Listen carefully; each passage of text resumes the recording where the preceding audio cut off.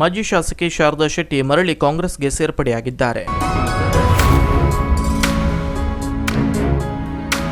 ಲೋಕಸಭಾ ಚುನಾವಣೆ ರಂಗೇರುತ್ತಿದ್ದು ಕಾಂಗ್ರೆಸ್ ಹೇಗಾದ್ರೂ ಮಾಡಿ ಈ ಬಾರಿ ಬಿಜೆಪಿ ಭದ್ರಕೋಟೆಯಂತಿದ್ದ ಉತ್ತರ ಕನ್ನಡ ಲೋಕಸಭಾ ಕ್ಷೇತ್ರವನ್ನ ಗೆಲ್ಲಲೇಬೇಕು ಎನ್ನುವ ದೃಷ್ಟಿಯಿಂದ ಮಾಜಿ ಶಾಸಕಿ ಶಾರದಾ ಶೆಟ್ಟಿ ಅವರನ್ನ ಮರಳಿ ಪಕ್ಷಕ್ಕೆ ಸೇರ್ಪಡೆ ಮಾಡಿಕೊಳ್ಳಲಾಗಿದೆ. ಕೆಪಿಸಿಸಿ ಕಚೇರಿಯಲ್ಲಿ ನಡೆದ ಕಾರ್ಯಕ್ರಮದಲ್ಲಿ ಸಿಎಂ ಸಿದ್ದರಾಮಯ್ಯ ಹಾಗೂ ಡಿಸಿಎಂ ಡಿಕೆ ಶಿವಕುಮಾರ್ ಸಮ್ಮುಖದಲ್ಲಿ ಕಾಂಗ್ರೆಸ್ ಪಕ್ಷಕ್ಕೆ ಸೇರ್ಪಡೆ ಮಾಡಿಕೊಳ್ಳಲಾಗಿದೆ. 2013ರಲ್ಲಿ ಚುನಾವಣೆಗೆ ಸ್ಪರ್ಧಿಸಿ ಅಲ್ಪ ಮತಗಳಿಂದ ಗೆಲುವು ಕಂಡು ಶಾಸಕರಾಗಿ ಆಯ್ಕೆಯಾಗಿದ್ದ ಶಾರದಾ ಶೆಟ್ಟಿ 2019ರ ಚುನಾವಣೆಯಲ್ಲಿ ಸೋಲು ಕಂಡಿದ್ರು. 2023ರ ಚುನಾವಣೆಯಲ್ಲಿ ಮತ್ತೆ ಟಿಕೆಟ್ ನಿರೀಕ್ಷೆಯಲ್ಲಿದ್ದ ಶಾರದಾ ಶೆಟ್ಟಿ ಅವರಿಗೆ ಟಿಕೆಟ್ ತಪ್ಪಿಸಿ ಬೇರೆ ಕ್ಷೇತ್ರದಿಂದ ಬಂದ ನಿವೇದಿತಾ ಆಳ್ವರಿಗೆ ಪಕ್ಷ ಟಿಕೆಟ್ ನೀಡಲಾಗಿತ್ತು.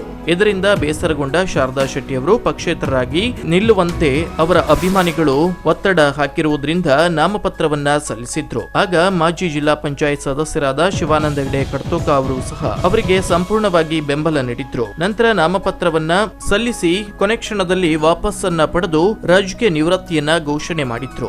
ಇವರ ಜೊತೆಗಿದ್ದ ಬೆಂಬಲಿಗರು ಬಹುತೇಕರು ಕಾಂಗ್ರೆಸ್ ಪಕ್ಷದಲ್ಲಿ ಸಕ್ರಿಯವಾಗಿ ಈಗ ಕೆಲಸ ಮಾಡ್ತಾ ಇದ್ದಾರೆ. 2023ರ ವಿಧಾನಸಭಾ ಚುನಾವಣೆಯಲ್ಲಿ ಕಾಂಗ್ರೆಸ್ ಪಕ್ಷವು ಹೀನಾಯವಾಗಿ ಸೋಲು ಕಂಡಿದೆ. ಬದಲಾದ ರಾಜಕೀಯದಲ್ಲಿ ಕಾಂಗ್ರೆಸ್ ಪಕ್ಷಕ್ಕೆ ಲೋಕಸಭಾ ಚುನಾವಣೆಯಲ್ಲಿ ಕುಮಟಾ ಹೊನ್ನಾವರ ಕ್ಷೇತ್ರದಲ್ಲಿ ಕಾಂಗ್ರೆಸ್ ಪಕ್ಷ ಸಂಘಟನೆ ಬಲಗೊಳ್ಳಲು ಶಾರದಾ ಶೆಟ್ಟಿ ಅವರು ಅನಿವಾರ್ಯವಾಗಿದ್ದಾರೆ. ತಮ್ಮದೇ ಆದ ಅಭಿಮಾನಿ ಬಳಗವನ್ನ ಹಾಗೂ ಮತದಾರರನ್ನ ಹೊಂದಿರುವುದರ ಜೊತೆಗೆ ಅವರ ಅವಧಿಯಲ್ಲಿ ಕ್ಷೇತ್ರದಲ್ಲಿ ಅನೇಕ ಅಭಿವೃದ್ಧಿ ಪರ ಕಾರ್ಯಕ್ರಮಗಳನ್ನ ನೀಡಿ ಮನೆ ಮಾತಾಗಿತ್ತು. ಈ ನಿಟ್ಟಿನಲ್ಲಿ ಪಕ್ಷದ ವರಿಷ್ಠರು ಇವನ್ನ ಅರಿತು ಮರಳಿ ಪಕ್ಷಕ್ಕೆ ಸೇರ್ಪಡೆ ಮಾಡಿಕೊಳ್ಳಲಾಗಿದ್ದರಿಂದ ಅವರ ಅಭಿಮಾನಿಗಳಿಗೆ ಸಂತಸ ವ್ಯಕ್ತವಾಗಿದೆ.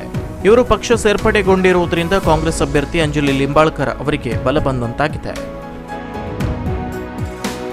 Koojalli Times News, Kumta.